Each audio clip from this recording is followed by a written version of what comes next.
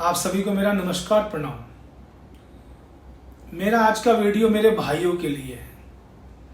मेरे कुछ भाइयों को शिकायतें रहती हैं कि उनकी वाइफ जब वो ऑफिस से आते हैं तो हाइपर रहती है, गुस्सा करती है या ठीक से बात नहीं करती, अपसेट रहती है, डिस्टर्ब रहती है, उसका मन चिड़चिड़ा सा रहता है, बहुत हाइपर रहती है। आप समझिए, देखिए, आप तो अपने घर में हैं, मेरे भाई हो, आप तो अपने घर में हैं, आप मम्मी पापा के बीच में हैं, भाई बहन के बीच में हैं, पूरी फैमिली आपके साथ है। मगर वो अभी दूसरे घर से आई है, तो एक तो वो सबको मिस कर रही है, सबको मिस कर रही है। अब हम किसी को मिस करते हैं तो थोड़ा रोना भी आता है, थोड़ा दुख भी होता है। जब मिस करते हैं वो हमारे सामने नहीं होता तो गुस्सा भी आता है। वो अकेले है, सबको छोड़ के यहाँ पे आई है, और ऊपर से आप जब चले जाते हो ऑफिस तो घर वाले उस पर राशन पानी लेके चढ़ जाते हैं। समझिए, घर वाले उस लेवल पे उसकी इज्जत नहीं करते आपके वाइफ की। आप तो चले जाते हो ऑफिस से, ऑफिस के काम से बाहर, आप तो देखते नहीं घर पे क्या हो रहा है, क्या नहीं हो रहा, कैसे लोग रिएक्ट कर रहे हैं, कैसा बिहेवियर है लोगों का उसके साथ। वो आपसे कुछ नहीं बताती, ये सोच के कि यार घर में बहस होगी, लड़ाई होगी, झगड़े होंगे, मनमुटाव होगा। अब वो करे तो क्या करे, आपसे बता सकती नहीं है क्योंकि उसको घर को लेके चलना है। अब अंदर ही अंदर घुटती है, अंदर ही अंदर वो परेशान होती है, डिस्टर्ब होती है, और जिस वजह से वो क्या करती है, गुस्सा आप पे निकाल देती है। देखिए, महिला गुस्सा भी वही निकालती है जिस इंसान से वो बहुत प्रेम करती है, जिस इंसान को, जिस व्यक्ति को वो बहुत अपना समझती है, प्रेम करती है, दिल से चाहती है, उस पे वो गुस्सा उतारती है, गुस्सा निकालती है, कुछ एक्सप्रेस करती है या एक्सप्रेशन दिखाती है, या जो भी उसकी चीजें हैं, हाइपर होके या कोई कैसी भी। तो आप लोग उसका जवाब लड़ाई से मत दिया करिए, गुस्से से मत दिया करिए, बहस मत बढ़ाया करिए, तू मैं मत किया करिए, लड़ाई को जैसे कहते हैं ना कि लड़ाई बढ़ाने वाली कोई हरकत मत किया करिए। आप लोग यह समझ जाया करिए वो डिस्टर्ब है, परेशान है, अभी शांत हो जाएगी।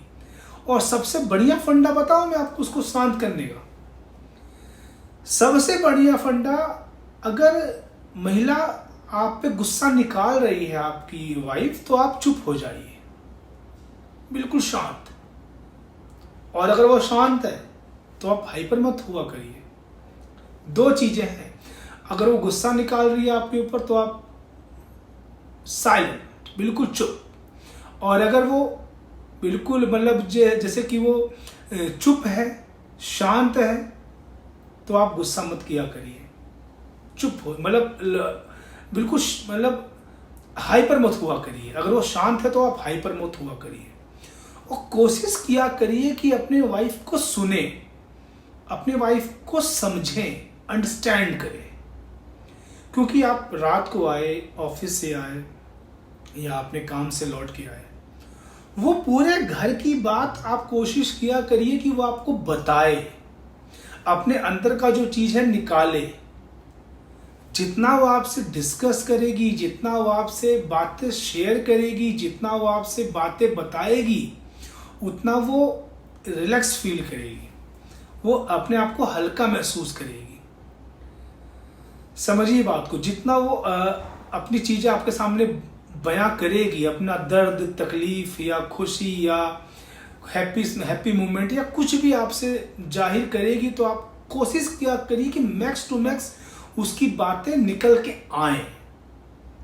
क्योंकि थक हार के आप आए हैं, मगर वो तो सब कुछ झेल रही है घर में, और सुनाने के लिए सिर्फ आप ही हैं उसके पास, कोई दूसरा तो है नहीं। तो इस कंडीशन में आपको लगता है वो गुस्सा है, झगड़ रही है, या मन चिड़चिड़ा सा है उसका, वो मुंह बना के बैठी है, या ठीक से बात नहीं कर रही, या नाराजगी है। आपसे नाराजगी नहीं है, करे तो क्या करे, घर वाले कर देते हैं पागल। घर वाले कर देते हैं पागल तो करे तो क्या करे वो। आप बिजी हैं ऑफिस में, फोन पे तो बात कर नहीं सकती आपसे इतना। अब एकदम से शादी हुई, 15-20 दिन बाद आप चले गए, वो तो उस घर में अकेली है ना, वो तो उस घर में अकेली है। उसको सुने तो कौन सुने, समझे तो कौन समझे, अंडरस्टैंड करे तो कौन समझे, जाने तो कौन जाने। इस कंडीशन में क्या होता है, वो परेशान हो जाती है, जिस वजह से अपनी बातें गुस्से के रूप में आपके सामने जाहिर करती है। और अमूमन लड़के ये समझ लेते हैं कि वो नाराज है, गुस्सा है, अपसेट है। ऐसा नहीं है। आप जिस दिन चुप होकर सुनना शुरू कर देंगे अपनी बीवी का, मैं दोनों को बात करता हूं, हस्बैंड वाइफ कोई भी अगर एक हाइपर हो रहा है तो दूसरा चुप होकर सुन ले। जब वो पूरा बोल लेगी ना, या बोल लेगा, हस्बैंड हो चाहे वाइफ, जब अपनी भड़ास निकाल लेगा या वाइफ निकाल लेगी तो वो शांत हो जाएगी। फिर आप बोलना शुरू करो आराम से, प्यार से, फिर आप समझाना शुरू करो, फिर आप गाइड करना शुरू करो। जिंदगी ऐसे चलती है।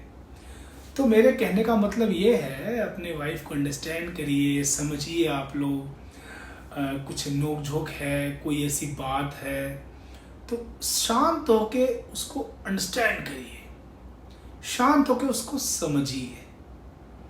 देखना बहुत अच्छे से आप लोग की लाइफ बीतेगी अगर मेरे ये चीज आपने फॉलो कर लिया तो। अब ये तो बस सोशल मीडिया में दिखता है कि आदमी आया तो औरत डांस करते हुए उसको स्वागत कर रही है, ड्रेस पहन के स्वागत कर रही है, साड़ी सूट पहन रखा है तो नाइट ड्रेस पहन के स्वागत कर रही है रूम में।